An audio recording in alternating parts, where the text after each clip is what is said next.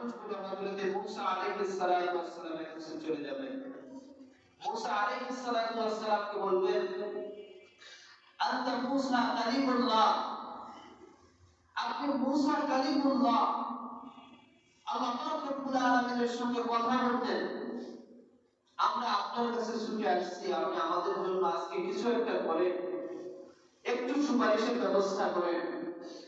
মুসা আলাইহিস সালাতু ওয়াস সালাম বলবেন, আমার জিন্দেগিতে এমন একটা কাজ আমি করেছি যেই কাজটা আমার দ্বারা করা ঠিক হয় নাই। মুসা আলাইহিস সালাতু ওয়াস সালাম ছিলেন প্রচন্ড রাগী। হযরত মুসা আলাইহিস সালাতু ওয়াস সালাম যখন রাগ করতেন, তার পাগড়ি ভেদ করে চুল দাঁড়ায় যেত। সুবহানাল্লাহ। মুসা আলাইহিস সালাতু ওয়াস সালাম একদিন এক যুবককে একটা ঘুষি মারছিলেন, আর একটা